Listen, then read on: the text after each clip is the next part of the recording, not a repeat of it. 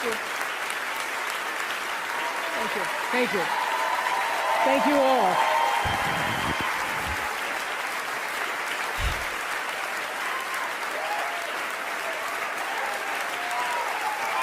Thank you.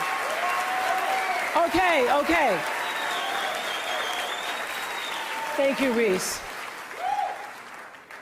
In 1964, I was a little girl sitting on the linoleum floor of my mother's house in Milwaukee, watching Anne Bancroft present the Oscar for Best Actor at the 36th Academy Awards.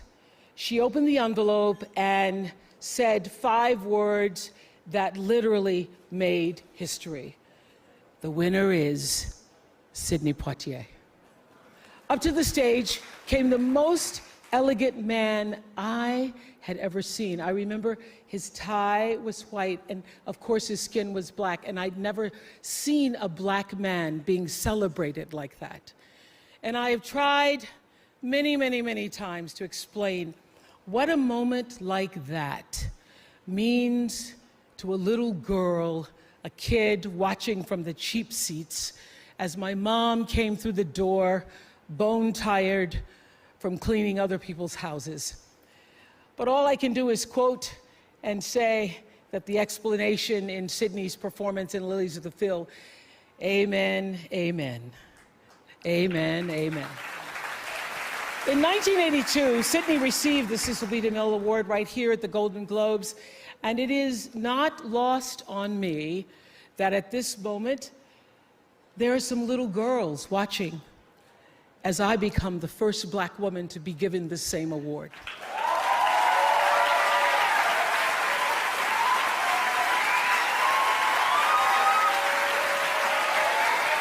It is an honor. It is an honor, and it is a privilege to share the evening with all of them, and also with the incredible men and women who've inspired me, who've challenged me, who've sustained me, and made my journey to this stage possible. Dennis Swanson, who took a chance on me for AM Chicago. Quincy Jones, who saw me on that show and said to Steven Spielberg, yes, she is Sophia in The Color Purple. Gail, who's been the definition of what a friend is, and Stedman, who's been my rock, just a few to name. I'd like to thank the Hollywood Foreign Press Association, because we all know that the press is under siege these days. But we also know that it is the insatiable dedication to uncovering the absolute truth that keeps us from turning a blind eye to corruption and to injustice,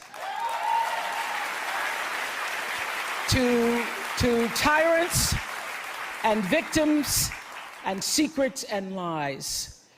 I want to say that I value the press more than ever before as we try to navigate these complicated times, which brings me to this.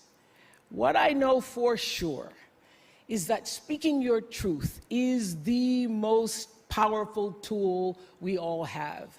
And I'm especially proud and inspired by all the women who have felt strong enough and empowered enough to speak up and share their personal stories. Each of us in this room are celebrated because of the stories that we tell. And this year, we became the story. But it's not just a story affecting the entertainment industry. It's one that transcends any culture, geography, race, religion, politics, or workplace.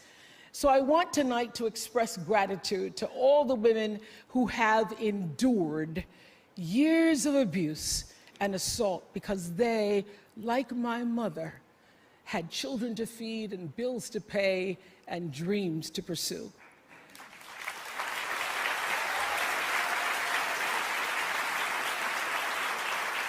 They're the women whose names we'll never know. They are domestic workers and farm workers. They are working in factories, and they work in restaurants, and they're in academia and engineering and medicine and science. They're part of the world of tech and politics and business. There are athletes in the Olympics, and there are soldiers in the military. And there's someone else, Reese Taylor. A name I know and I think you should know too. In 1944, Recy Taylor was a young wife and a mother. She was just walking home from a church service she'd attended in Abbeville, Alabama, when she was abducted by 6 armed white men, raped and left blindfolded by the side of the road, coming home from church. They threatened to kill her if she ever told anyone. But her story was reported to the NAACP, where a young worker by the name of Rosa Parks became the lead investigator on her case. And together, they sought justice. But justice wasn't an option in the era of Jim Crow. The men who tried to destroy her were never persecuted. Recy Taylor died 10 days ago, just shy of her 98th birthday. She lived, as we all have lived, too many years in a culture broken by brutally powerful men. For too long, women have not been heard or believed if they dared to speak their truth to the power of those men. But their time is up.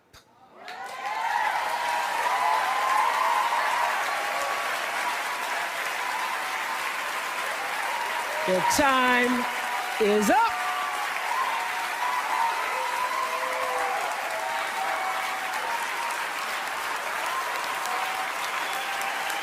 Their time is up. And I just hope that Recy Taylor died knowing that her truth, like the truth of so many other women who were tormented in those years, and even now tormented, goes marching on.